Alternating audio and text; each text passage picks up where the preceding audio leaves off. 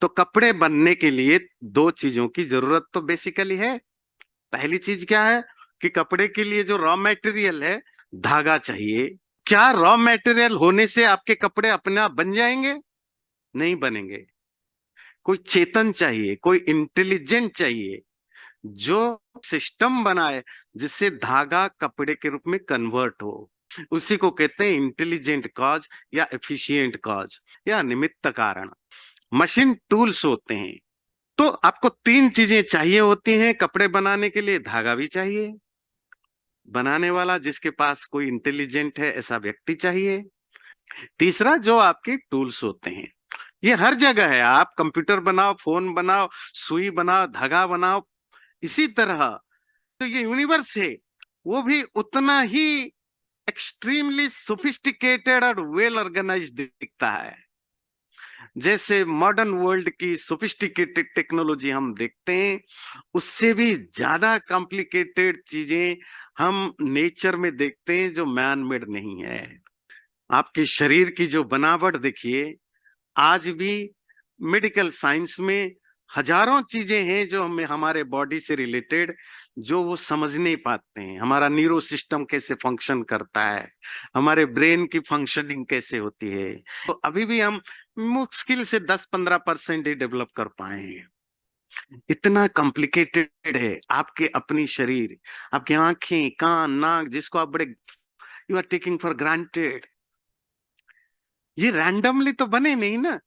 एक पीछे कोई बहुत ही इंटेलिजेंट है जो बहुत तरीके से बड़े बुद्धि लगा के हर चीज को अपने ढंग से बनाया है।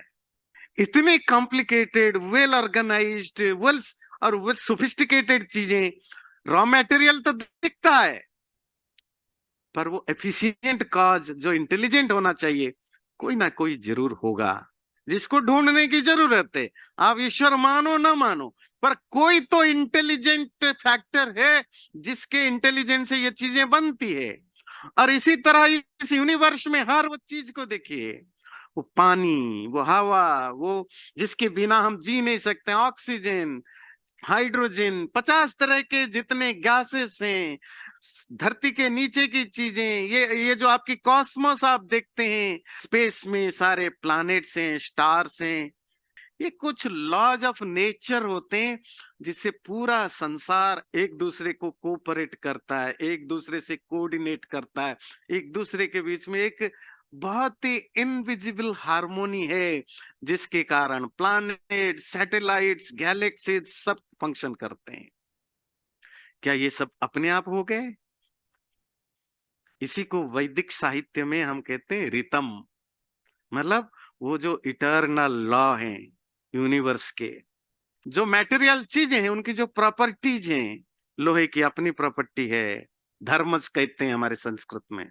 पानी के अपने धर्म है, मतलब उसकी जो नेचर है, कैरेक्टरिस्टिक है। आग का अपना है, लोहे का अपना है, सोने का अपना है।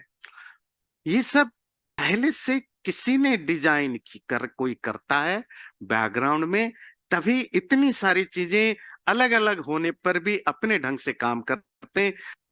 ये यूनिवर्स जो मैटेरियल है, मैटर है, जड़ है, इंसेंटिएंट है, इसी से सारा दुनिया बना है।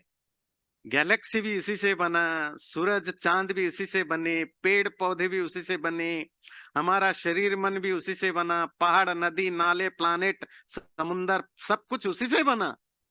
पर मैटर से कोई चीज अपने आप बन नहीं सकता, और डिजाइंड तो बिल्कुल ही नहीं। परमात्मा इस प्रकृति के साथ मिलकर, प्रकृति मतलब मैटर, मैटर उस अपने शरीर रूपक मैटर से इस संसार को बनाता है। और जब स्टेट ऑफ डिसोल्यूशन मतलब जब प्रलय होता है, अगेन वो सारी चीजें वापस उसी के शरीर में, मैटर में समा जाते हैं। तो वो परमात्मा चलो, परमात्मा शब्द में मेरे मुंह से बार बार निकलता है, परमात्मा को हम हटा के रखते हैं, बात ही नहीं करते उस टॉपिक पर। हम बात करते हैं कोई एक ऐसा तत्व जो इंटेलिजेंट होना जरूरी है, जिसके होने पर ही जड़ तत्व से कुछ चीजें बनती है। जिसके ना होने पर ना कुछ बनता है ना कुछ बिगड़ता है, उसी को हम परमात्मा, ईश्वर, भगवान, गॉड जो भी है कहते हैं। जो इंटेलिजेंट है क्योंकि वो कॉन्सस है, चेतन है।